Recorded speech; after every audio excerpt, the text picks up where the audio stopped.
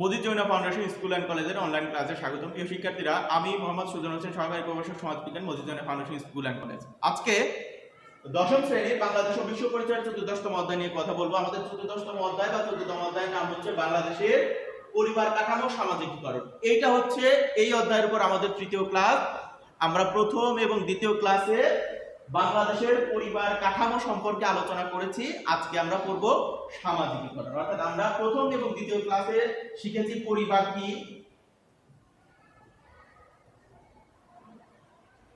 কি, এরপরে প্রকারভেদ, পরিবারের প্রকারভেদ শিখেছি এবং কার্যাবলী। অর্থাৎ আমাদের প্রথম এবং দ্বিতীয় ক্লাসে এই অধ্যায়ের পর আমরা পরিবার কি সেই সম্পর্কে শিখেছি, পরিবারের প্রকারভেদ শিখেছি, পরিবারের কার্যাবলী শিখেছি। আর আজকে আমরা শিখব সামাজিকীকরণ। সামাজিকীকরণ দেখো, সামাজিকীকরণের ইংরেজি শব্দ হচ্ছে socialisation.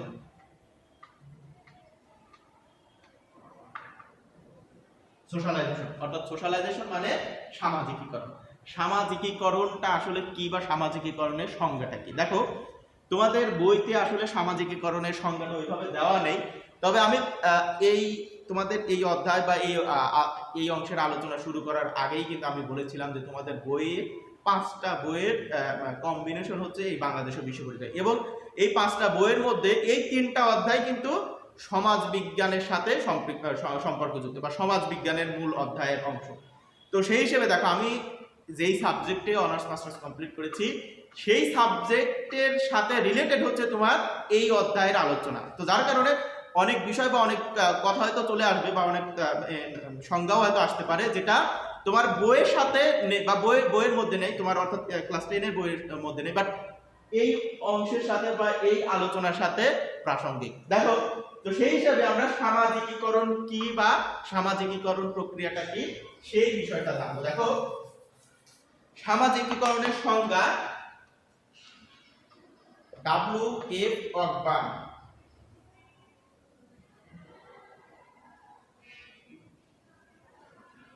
অকবার্ন and M.F. Nimkoff. Ogburn and M.F. Nimkoff, American socialist.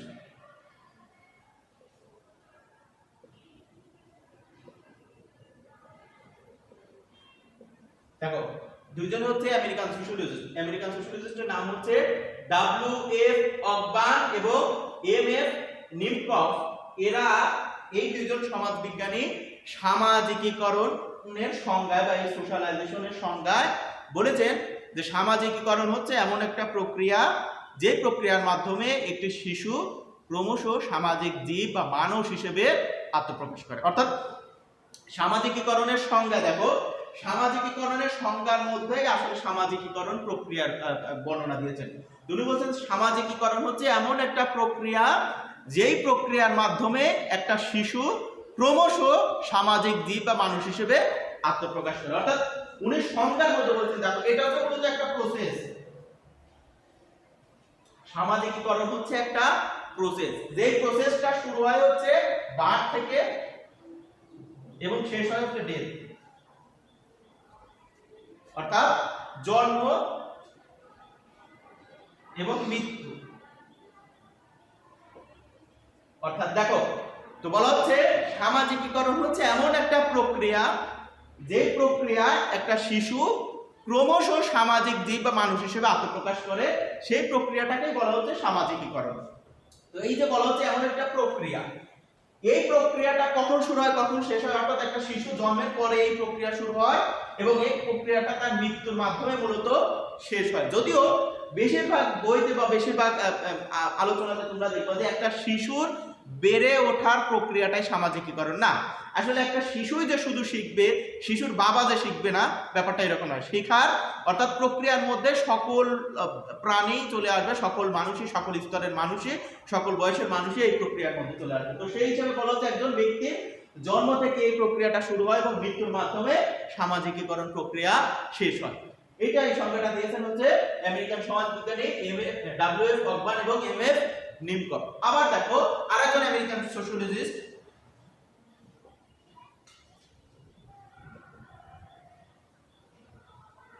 দেখো American socialist Samuel conic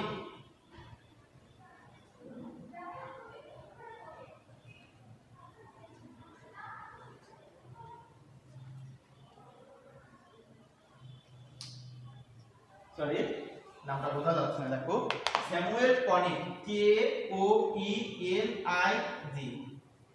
conic, একজন আমেরিকান সোশ্যোলজিস্ট স্যামুয়েল কনিক। উনি তার সোশ্যোলজি এই বইতে সামাজিকীকরণ সম্পর্কে বলেছেন যে জন্মের পরে একটা শিশুর মানুষ হওয়ার সম্ভাবনা থাকে মাত্র। অর্থাৎ উনি বলছেন যে এই জন্মের পরে একটা শিশুর মানুষ হওয়ার সম্ভাবনা থাকে মাত্র, সে কিন্তু মানুষ না হয় জানোয়ার হইতে পারে, অন্যান্য পশু পাখি বা অন্যান্য প্রাণীর বৈশিষ্ট্য নিয়ে বেড়ে উঠতে পারে। এখন আমি এর আগেও তোমাদের ক্লাসে আমার যতটুকু মনে পড়ে বলেছিলাম যে কুকুরের পেট থেকে জন্ম নিলেই তাকে আমরা বা ওই প্রাণীটাকে আমরা কুকুর বলি, বা ছাগলের পেট থেকে জন্ম নিলে আমরা ওই প্রাণীটাকে ছাগল বলি, কিন্তু মানুষের পেট থেকে জন্ম নিলেই এই প্রাণীকে আমরা মানুষ বলতে পারি না বা মানুষ বলা যায় না যতক্ষণ পর্যন্ত না তার সামাজিকীকরণ প্রক্রিয়ার মাধ্যমে সে সমাজে সুষ্ঠু বেড়ে ওঠার প্রক্রিয়াটা সুসম্পন্ন না করে। অর্থাৎ আমরা যেটা ভুল করি তা হচ্ছে যে জন্মের পরে আমরা তাকে মানুষ হিসেবে আখ্যায়িত দিয়ে দিই বা আখ্যা দিয়ে দিই, আসলে এটা কিন্তু ঠিক না। অর্থাৎ তাকেই আমরা মানুষ বলবো যে সামাজিকীকরণ প্রক্রিয়ার মাধ্যমে সঠিকভাবে সামাজিক জীব হিসেবে আত্মপ্রকাশ করেছে। এখন এই জন্য উনি বলতে স্যামুয়েল কনিক বলছেন যে জন্মের পরে একটা শিশুর মানুষ হওয়ার সম্ভাবনা থাকে মাত্র, সে মানুষ না হয়ে অন্য কিছু হতে পারে, যে সে জানোয়ার হতে পারে, সে হয়তো হিংস্র পশু পাখির মতো হতে পারে। দেখো আমি বলি যে মানুষ হচ্ছে কিন্তু পৃথিবীর মধ্যে সব থেকে হিংস্র জানোয়ার, মানে পৃথিবীতে যত হিংস্র প্রাণী বা হিংস্র জীবজন্তু রয়েছে তার মধ্যে মানুষ হচ্ছে সব থেকে হিংস্র। তো বলা হচ্ছে সে সমাজে তার স্বাভাবিক প্রক্রিয়ার মধ্যে বেড়ে ওঠার কারণে বা সামাজিকীকরণ প্রক্রিয়ার মাধ্যমে বেড়ে ওঠার মাধ্যমেই সে কিন্তু মানুষ হিসেবে আত্মপ্রকাশ করে।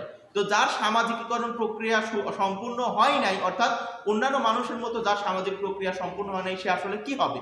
সে যেই প্রক্রিয়ার মধ্যে বেড়ে উঠেছে আসলে সে সেই প্রক্রিয়া বা সেই জাতীয় সেই স্বগোত্রীয় প্রাণী হবে। অর্থাৎ দেখো তার মানে আমি বলতে চাচ্ছি যে মানুষ কি যদি মানুষের মধ্যে না থেকে অন্যান্য প্রাণীর মধ্যে বেড়ে ওঠে তাহলে কি সে অন্যান্য প্রাণী হবে? হ্যাঁ তাই। অর্থাৎ জিনিসটা খুব ইন্টারেস্টিং। অর্থাৎ মানুষ যদি কুকুরের সাথে জন্মের পর থেকেই যদি কুকুরের সাথে তার সামাজিকীকরণ প্রক্রিয়া হয় অথবা সে কুকুরের সাথেই বেড়ে ওঠে তাহলে আলটিমেটলি তার আচরণ হবে কুকুরের মতোই। বিষয়টা একেবারে হাস্যকর বা অবাস্তব নয়, বিষয়টা বাস্তবসম্মত একটা ঘটনা। দেখো তোমাদের ক্লাসে যদিও আছে এই প্রসঙ্গটা আনা ঠিক হবে কিনা, তারপর আমি বলি। আমাদের পার্শ্ববর্তী দেশ ইন্ডিয়ার উত্তর প্রদেশের একটা ঘটনা। আজ থেকে তুমি হয়তো ধরে নাও যে এটা হচ্ছে 70 কি 80 বছর আগের কথা, অর্থাৎ 70 কি 80 বছর আগের কথা। তো এই উত্তর প্রদেশের একজন রাজা ছিল। আচ্ছা, তখন হয়তো তোমরা যেটা জানো কম বেশি যে আগের যুগের রাজাদের একটা স্বভাব, বা এখনো যারা জমিদার আছে বা বিভিন্ন প্রতিষ্ঠিত ব্যক্তি আছে তাদের কিন্তু একটা শখ হচ্ছে শিকার করা। অর্থাৎ তারা দেখো যে একটা নির্দিষ্ট দিন বা একটা নির্দিষ্ট সময় কিন্তু তারা বন্দুক নিয়ে বিভিন্ন বন জঙ্গলে গিয়ে পশু শিকার করে। বা আমরা যে বাংলা ছায়াছবিতেও কিন্তু দেখতাম যে জমিদারেরা কি করে, তারা হচ্ছে শিকার করতে যায়। তো বলা হচ্ছে এই উত্তর প্রদেশের রাজা একদিন শিকার করার জন্য কিছু সৈন্য সামন্ত নিয়ে উনি একটি জঙ্গলের মধ্যে যায়। এটা কিন্তু আমি প্রথমে বলতেছি এটা হচ্ছে কিন্তু একেবারে সত্য ঘটনা।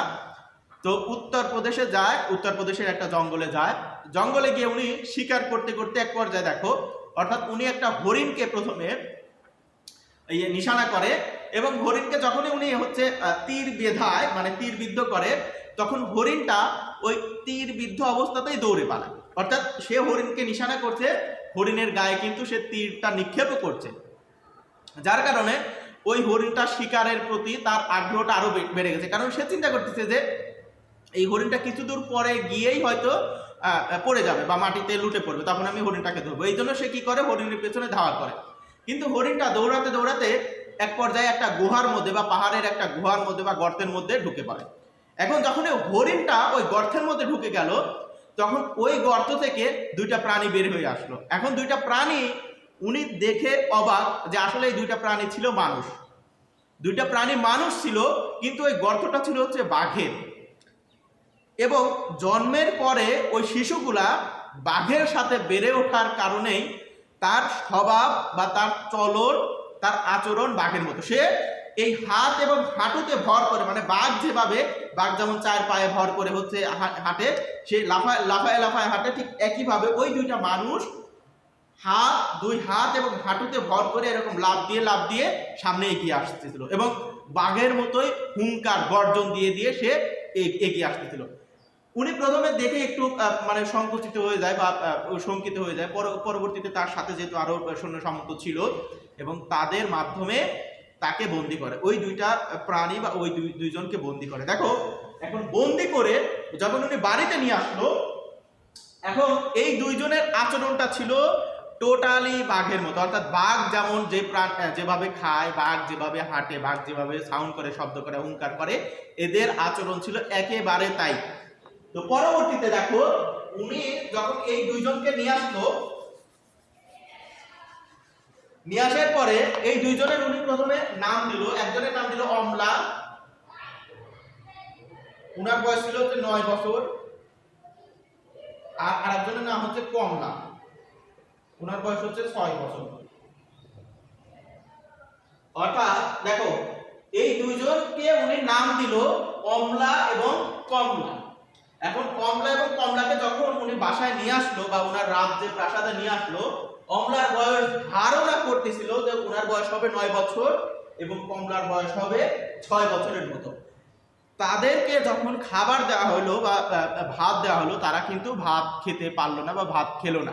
তারা কি করলো, পাশেই একটা মুরগি ছিল বা পাশেই একটি হয়তো মানে ছিল, হাঁস ছিল, তারা দৌড়ে গিয়ে ওই হাঁসটাকে এরকম বাঘ যেভাবে হচ্ছে এরকম ছিনিয়ে ছিঁড়ে খেয়ে ফেলে, ওইভাবে তারা তার ওই ইয়েটাকে মুরগি বা হাঁসের নাড়ি বুড়ি ছিঁড়ে খেতে থাকলো।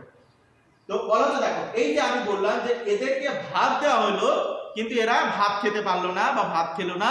পাশে একটা মুরগি ছিল, সেই মুরগিকে তারা কি করলো, নাড়ি বুড়ি টেনে হিসেবে খেয়ে ফেললো এবং তারা কাঁচা খেলো। কিন্তু তো বলা হচ্ছে, দেখো, এই অমলা এবং কমলাকে 3 বছর এরা হচ্ছে কিছুদিন রাখার চেষ্টা করেছিল। দেখো, এই অমলা 6 মাসের মাথায় মারা যায়। অর্থাৎ যখনই আমি বলতেছি যে এ যেই পরিবেশে ছিল, সেই পরিবেশ থেকে একটা নতুন একটা পরিবেশে নিয়ে আসার ফলে তার অ্যাডাপ্টেশন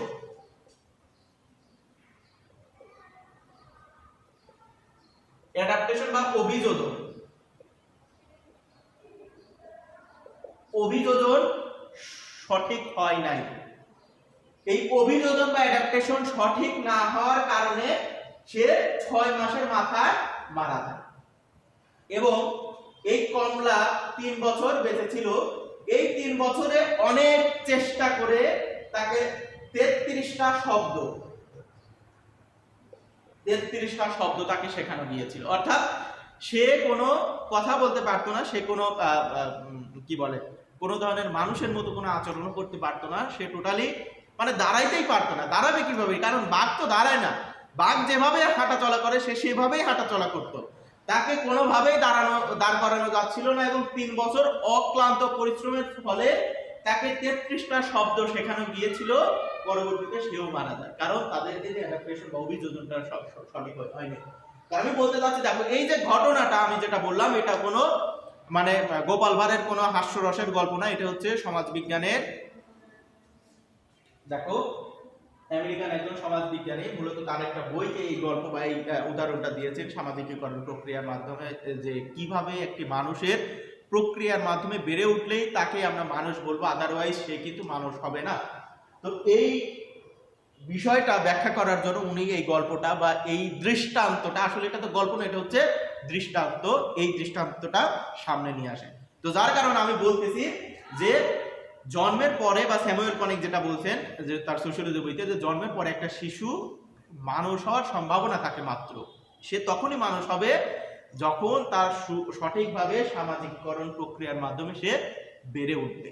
আদারওয়াইজ তার যদি সামাজিকীকরণ প্রক্রিয়ার মধ্যে কোনো ব্যাঘাত ঘটে তাহলে সে সমাজে একজন সুস্থ সম্পূর্ণ মানুষ হিসেবে আত্মপ্রকাশ করতে পারবে না, বা তাকে আমরা মানুষ ওইভাবে বলতেও পারবো না। যার কারণে দেখো মানুষকে কিন্তু এই যে আমরা বিভিন্ন সময় যে গালিগালাজ করি যে জানোয়ার বা হচ্ছে হিংস্র পশু পাখির মতো কেন বলি, অর্থাৎ এই ব্যক্তির মধ্যে বিভিন্ন পশু পাখির আচরণ রয়েছে বিদায়ী আমরা তাকে ওই প্রাণী হিসেবে আখ্যায়িত করি। অর্থাৎ আমরা অনেক সময় বলি না যে বিড়াল বা মানুষকে আমরা অনেক সময় বিভিন্ন প্রাণীর নামে আখ্যায়িত করি। এর মূল কারণই হচ্ছে যে অন্যান্য প্রাণীর যে বৈশিষ্ট্য মানুষের মধ্যেও সেই বৈশিষ্ট্যগুলা রয়েছে, কিন্তু তখনই সে মানুষ হয় যখন অন্যান্য প্রাণীর বৈশিষ্ট্য থেকে তার নিজের মধ্যে স্বতন্ত্র কিছু বৈশিষ্ট্যের জন্ম নেয়, তখনই আমরা তাকে মানুষ বলি। আর এই স্বতন্ত্র কিছু বৈশিষ্ট্য জন্ম নেয় হচ্ছে এই সামাজিকীকরণ প্রক্রিয়ার মাধ্যমে, যেটা বললাম যে জন্ম থেকে শুরু হয় এবং মৃত্যুর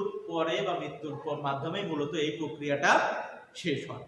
তো এই হচ্ছে মূলত সামাজিকীকরণ কি বা সামাজিকীকরণের প্রক্রিয়া বা সামাজিকীকরণের উপাদান। এরপরে আমরা দেখব সামাজিকীকরণের বিভিন্ন উপাদান কি, অর্থাৎ কোন কোন মাধ্যমে ব্যক্তির সামাজিকীকরণ হয়ে থাকে। সামাজিকীকরণের উপাদান আমরা দেখব।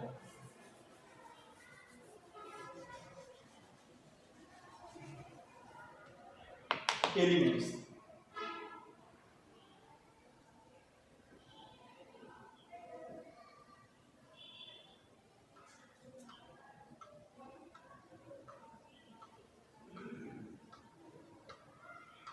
এলিমেন্টস অফ সোশ্যালাইজেশন বা সামাজিকীকরণের উপাদান। এর মধ্যে প্রথমটাই হচ্ছে ফ্যামিলি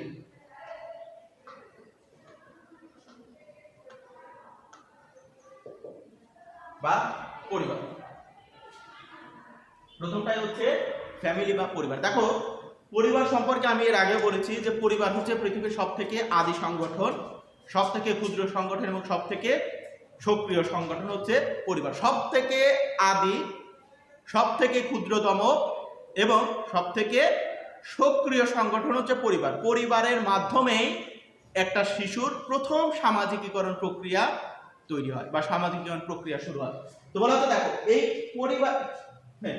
পরিবারের মাধ্যমেই মূলত সে ঠিক হয় বা সে বেড়ে ওঠে সে কোন বৈশিষ্ট্যের প্রাণী হবে। অর্থাৎ একটা শিশুর যেমন প্রাথমিক শিক্ষা কেন্দ্র বলা হচ্ছে পরিবার, একটা শিশুর প্রধান আশ্রয় হচ্ছে পরিবার, একটা ব্যক্তির সবথেকে বেশি সময় অতিবাহিত করে পরিবারে, একটা শিশু সবথেকে বেশি সময় দেয় হচ্ছে পরিবারে, একটা শিশু সবথেকে ঘনিষ্ঠ হয় হচ্ছে পরিবারের সদস্যদের মাধ্যমে, একটা শিশু সবথেকে বেশি প্রভাবিত হয় হচ্ছে পরিবারের মাধ্যমে। যার কারণে এই সকল বিভিন্ন বিষয়ের কারণেই সামাজিকীকরণে তুমি যতগুলা উপাদান, যতগুলা বই বা যতগুলা মাধ্যম তুমি দেখবা, সকল মাধ্যমে প্রধান মাধ্যম হচ্ছে বা প্রধান উপাদান হচ্ছে পরিবার। অর্থাৎ সামাজিকীকরণ প্রক্রিয়ার প্রধান উপাদানটা হচ্ছে পরিবার। পরিবারের মাধ্যমে মূলত একটা শিশু তৈরি হয়, বেড়ে ওঠে, সে আসলে কোন বৈশিষ্ট্য সম্পূর্ণ হবে, অর্থাৎ তার পিতা মাতা যেই বৈশিষ্ট্য সম্পূর্ণতা দান করে আলটিমেটলি সে ওই আকারেই ওই বৈশিষ্ট্যেরই জীব হিসেবে বা মানুষ হিসেবে বেড়ে ওঠে। এরপরে দ্বিতীয় নাম্বার হচ্ছে দেখো বন্ধু বান্ধব। বন্ধু বান্ধব দ্বিতীয় নাম্বার হচ্ছে বন্ধু বান্ধব, অর্থাৎ পরিবারের পরে দ্বিতীয় নাম্বার হচ্ছে বন্ধু বান্ধব। কারণ ব্যক্তি যখনই পরিবার থেকে বেরিয়ে যায়, পরিবার থেকে বের হয়ে সে তার বন্ধুদের কাছে যায়, যার কারণে বলা হচ্ছে যে পরিবারের পরে আসবে হচ্ছে বন্ধু বান্ধব। এদের দ্বারা ব্যক্তি ব্যাপকভাবে প্রভাবিত হয় হচ্ছে বন্ধু বান্ধব দ্বারা, অর্থাৎ একজন শিশু বা একজন ব্যক্তি ব্যাপকভাবে প্রভাবিত হয় হচ্ছে বন্ধু বান্ধবদের দ্বারা। একটা কথা আছে এরকম যে আমি কেমন এটা বোঝা যাবে আমার বন্ধুরা কেমন, অর্থাৎ আমি কাদের সাথে চলি তারা যেমন আমিও তেমন। কারণ চোর পুলিশে বন্ধুত্ব হয় না, বিষয়টা এরকম যে চোর পুলিশে বন্ধুত্ব হয় না মানে কি, মানে দুটি বিপরীতমুখী ব্যক্তিদের বা বিপরীতমুখী আচরণের মানুষের মধ্যে বন্ধুত্ব হয় না। বন্ধুত্ব হতে হলে অবশ্যই সম আচরণ সম্পূর্ণ মানুষ দরকার। তো সেই হিসেবে বলা হচ্ছে দেখো অর্থাৎ তুমি কেমন এইটা যদি আমি জানতে চাই, তাহলে তোমার বন্ধুরা কেমন ওইটা জানলে আমি জেনে যাবো আসলে তুমি কেমন। তো যার কারণে বলা হচ্ছে যে সামাজিকীকরণ প্রক্রিয়ার দ্বিতীয় ধাপটাই হচ্ছে বন্ধু বান্ধব। এরপরে হচ্ছে দেখো শিক্ষা প্রতিষ্ঠান।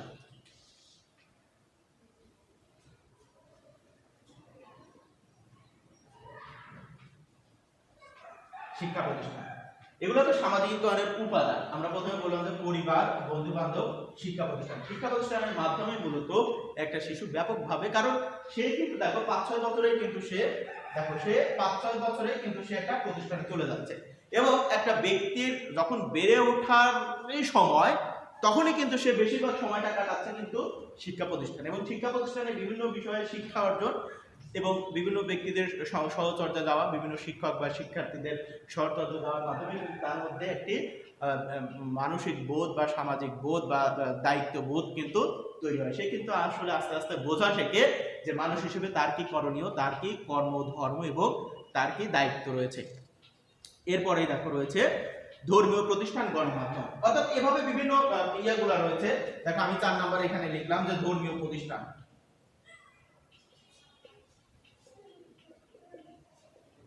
ধর্মীয় প্রতিষ্ঠান। 5 নম্বর হচ্ছে গণমাধ্যম। এরপরে 6 নম্বর হচ্ছে ব্যবসা প্রতিষ্ঠান, ব্যবসা বাণিজ্য বা কর্ম বা কর্মালয় বা কর্মস্থান, আমরা যাই বলি না কেন, অর্থাৎ এর মাধ্যমে তার সামাজিকীকরণ প্রক্রিয়া বা সামাজিকীকরণ সম্পূর্ণ হয়। এরপরে আমরা যদি দেখি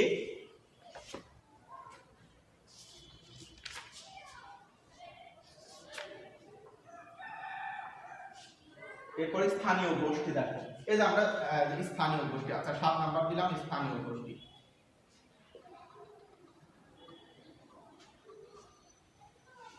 লক্ষ্য করো, তো এগুলো হচ্ছে সামাজিকীকরণ প্রক্রিয়ার উপাদান। অর্থাৎ এই সকল সামাজিকীকরণ প্রক্রিয়ার উপাদান আসলে কি কি এটা বোঝা যাবে যে তুমি ব্যক্তি হিসেবে যতগুলা মাধ্যম দ্বারা শিখো সবগুলাই হচ্ছে তোমার সামাজিকীকরণ প্রক্রিয়ার উপাদান। অর্থাৎ আমি আমার পরিবারের কাছ থেকে শিখি, বন্ধু বান্ধবদের কাছ থেকে শিখি বা শেখাই, অথবা তাদের দ্বারা প্রভাবিত হই, ফ্যামিলি দ্বারা প্রভাবিত হই, বন্ধু বান্ধব দ্বারা প্রভাবিত হই, শিক্ষা প্রতিষ্ঠান দ্বারা প্রভাবিত হই। ধর্মীয় প্রতিষ্ঠান অ্যাকচুয়ালি এটা হচ্ছে ধর্ম, কারণ ধর্ম দ্বারা ব্যক্তি ব্যাপকভাবে প্রভাবিত হয়। যেমন দেখো যে মুসলিম ধর্ম প্র্যাকটিস করে সে কিন্তু আসলে অন্য ধর্মের কাজগুলোর প্রতি সে আকৃষ্ট হবে না, বা অন্য ধর্মের ফাংশনগুলো তার মধ্যে কিন্তু তৈরি হবে না। এবং যে হয়তো খ্রিস্টান ধর্ম ফলো করে তার মধ্যে হয়তো অন্য ধর্ম, খ্রিস্টান বাদে যে সকল ধর্ম রয়েছে সেই সকল ধর্মের বিভিন্ন কালচার বা কালগুলো কিন্তু আলটিমেটলি তার মধ্যে প্রতিফলিত হবে না। আবার যে হিন্দু রয়েছে তার মধ্যে কিন্তু অন্য ধর্ম, হিন্দু ধর্ম ব্যতীত অন্যান্য ধর্মের বিভিন্ন বিষয়গুলো আসলে তার মধ্যে ওইভাবে প্রতীয়মান হবে না। যার কারণে বলা হচ্ছে যে ধর্মীয় প্রতিষ্ঠান বা ধর্ম দ্বারা ব্যক্তি ব্যাপকভাবে সামাজিকীকরণ প্রক্রিয়ার মধ্যে ঢুকে যাবে, তার মধ্যে সামাজিকীকরণ প্রক্রিয়া সম্পূর্ণ হয়। এরপরে গণমাধ্যমের দ্বারা দেখো আমরা অনেকভাবে কিন্তু প্রভাবিত হই। গণমাধ্যমের দ্বারা আমরা কিভাবে প্রভাবিত হই, অন্তত পক্ষে এই টপিকটা নিয়ে তোমাদের মতো মানে এই বয়সে এই সময়ে এই টপিকটা নিয়ে বলার মতো কিছু নাই। কারণ অন্তত পক্ষে যে এরকম হয়তো মানে এইভাবে যদি আমি বলি যে ব্যক্তি যদি তার নিজের নামটাও না জানে, অর্থাৎ তোমরা যদি তোমাদের নিজের নামটাও না জানো, অন্তত পক্ষে গণমাধ্যম কিভাবে প্রভাবিত করে এইটাও অনেক ভালোভাবে জানবে। আমি যদি তোমাদের মধ্যে কাউকে জিজ্ঞেস করি যে আসলে তোমার নামটা কি, সেই নামটা হয়তো ভুল করতে পারো, বাট এই গণমাধ্যম দ্বারা সে কিভাবে প্রভাবিত হয়, অর্থাৎ গণমাধ্যম কি বা গণমাধ্যমের বিভিন্ন যে মিডিয়াগুলো রয়েছে সেইগুলো সম্পর্কে সে যথেষ্ট ভালো জানবে। তাদের এই টপিকটা নিয়ে বাড়তি বলার কিছু নেই। এরপরে ব্যবসা প্রতিষ্ঠান বা তার কর্ম, অর্থাৎ তার যে কর্মস্থান রয়েছে সেই কর্মস্থানের বিভিন্ন সহকর্মী দ্বারা সেটা প্রভাবিত হচ্ছে, এবং স্থানীয় জনগোষ্ঠী বা পাড়া প্রতিবেশী বা আমরা স্থানীয় জনগোষ্ঠী বা প্রতিবেশী বলছি, এদের মাধ্যমে ব্যক্তি ব্যাপকভাবে প্রভাবিত হয়। তো এইগুলাই হচ্ছে মূলত সামাজিকীকরণ প্রক্রিয়ার বিভিন্ন উপাদান। তো দেখো তোমাদের বইতে আর বিশেষ কিছু নেই, তবে আমি যেটা বললাম যে সামাজিকীকরণ এবং সামাজিকীকরণের উপাদান। সামাজিকীকরণ কি সে সম্পর্কে বলেছি যে সামাজিকীকরণ হচ্ছে এমন একটা প্রক্রিয়া যে প্রক্রিয়ার মাধ্যমে একটা শিশু ক্রমশ সমাজে সামাজিক জীব হিসেবে বেড়ে ওঠে, এবং সে এই যে ক্রমশ সামাজিক জীব হিসেবে বেড়ে ওঠে কোন কোন মাধ্যম দিয়ে বা কোন কোন উপাদানের সংস্পর্শে এসে সেইগুলাই হচ্ছে সামাজিকীকরণের উপাদান। আমরা এই উপাদানগুলোর মধ্যে দেখলাম যে বিভিন্ন ধরনের উপাদান তোমাদের বইতেও দেখবা যে আছে। এই উপাদানগুলোর মাধ্যমেই একজন ব্যক্তি আলটিমেটলি সমাজে সামাজিক জীব হিসেবে বেড়ে ওঠে। তো তোমাদের বইয়ের চতুর্দশতম অধ্যায় বা 14তম অধ্যায়ে এই ছিল আলোচনা, এর বাইরে আর বিশেষ কিছু নেই। আশা করি তোমরা এই প্রশ্নটা একটু গুরুত্ব দিয়ে পড়বে, কারণ এই অধ্যায় মানে আমি বলতে যাচ্ছি যে এই 14তম অধ্যায় থেকে দুইটা প্রশ্ন আছে, এই দুইটা প্রশ্নই একাধিকবার পরীক্ষাতে থাকবে। একটা হচ্ছে সামাজিকীকরণ সম্পর্কে থাকবে এবং পরিবার কি এবং পরিবারের কার্যাবলী, এই দুইটা প্রশ্ন। অর্থাৎ এই অধ্যায়ের দুইটা প্রশ্নই সৃজনশীল। তোমরা হচ্ছে তোমাদের স্কুলের পরীক্ষা বা হচ্ছে তোমাদের বিভিন্ন বোর্ডের প্রশ্নগুলো যদি তোমরা একটু ইয়া করো, অবজার্ভ করো, তাহলে দেখবা যে বিভিন্ন পরীক্ষাতে বিভিন্ন বোর্ডে এই দুইটা প্রশ্ন কিন্তু বারবার এসেছে। যার কারণে আমি বলবো যে এই দুইটা প্রশ্ন বা এই দুইটা অংশ খুবই গুরুত্ব দিয়ে পড়া এবং পাশাপাশি এই ক্লাসের এই অংশটুকু একটু গুরুত্ব দিয়ে পড়বা, কারণ এই প্রশ্নটা একাধিক জায়গায় একাধিকবার তোমাদের এই প্রশ্নের সম্মুখীন হতে হবে। তো তোমাদের সবার জন্য শুভকামনা, ভালো থাকো।